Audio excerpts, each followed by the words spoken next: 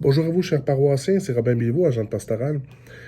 Aujourd'hui, nous sommes le mercredi des cendres et c'est officiellement l'entrée en carême. On peut prendre ce temps du mercredi des cendres pour réfléchir à avoir une présence de carême qui est cohérente pour le monde, dans notre monde. Bien entendu, lorsqu'on parle de carême et on parle du mercredi des cendres, on parle aussi en même temps de solidarité internationale ou solidarité locale avec les personnes qui sont moins favorisées ou les personnes qui vivent des injustices. Souvent, lorsqu'on parle de carême, on parle aussi de se priver de quelque chose. Moi, je me pose beaucoup de questions par rapport à ça, dans le sens où est-ce que se priver de quelque chose, c'est la seule chose qui est bonne à faire pour le carême? Et jusqu'à quel point que ça peut être cohérent?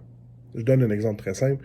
Lorsque on est durant le carême et qu'on dit on ne mangera pas de chocolat pour tout le carême et on arrive à Pâques et à Pâques on se garoche dans le chocolat tellement qu'on en est presque rendu malade, ça donne quoi de se priver à ce moment-là? Et comment est-ce que c'est concret par rapport à la solidarité avec le monde? Moi, je vous propose quelque chose. Pensez-y, c'est pas une obligation. Mais au lieu de se priver nécessairement, on veut quand même se lancer un défi. Dans le sens où on rentre quelque chose dans notre routine tout le long du carême, quelque chose qu'on n'est pas habitué de faire, pour que ça ait un certain impact.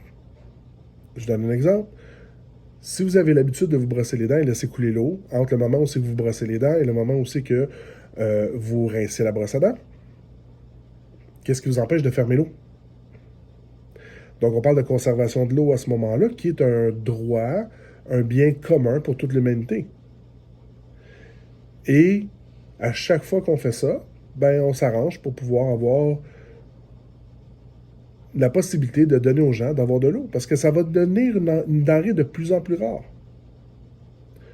Donc, en posant un geste concret, à ce moment-là, au nom de notre foi, ça fait quelque chose qui est cohérent par rapport à notre relation avec Dieu, notre relation avec les êtres humains et aussi en même temps par rapport aux valeurs qui sont véhiculées parce que Jésus nous a enseigné. Jésus avait dit, c'est bien beau de dire aux gens quoi faire, mais si on ne montre pas l'exemple, si on n'agit pas en sorte, alors à ce moment-là, c'est pas très cohérent. Donc, ajoutons un peu de cohérence dans notre carême. Oui, si on veut se priver de quelque chose, aucun problème. Mais si on veut améliorer notre monde, peut-être qu'on peut se rajouter un défi supplémentaire.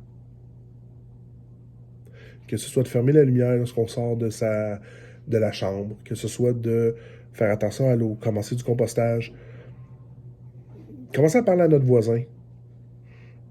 On peut se lancer un défi, rentrer ça dans notre routine, et lorsque le carême est terminé, le continuer. Parce que ça ne se termine pas avec le carême. Donc, prenez le temps de réfléchir ce mercredi décembre à quel impact je peux avoir dans mon monde et quel geste je peux poser durant le carême, le rentrer dans ma routine pour ajouter encore plus de cohérence dans ce que je fais, dans ce que je vis en tant que chrétien, en tant qu'humain qui partage cette grande maison qui est notre planète. Et comment est-ce qu'en faisant ça, j'entre encore plus en relation avec Dieu? Bon mercredi décembre.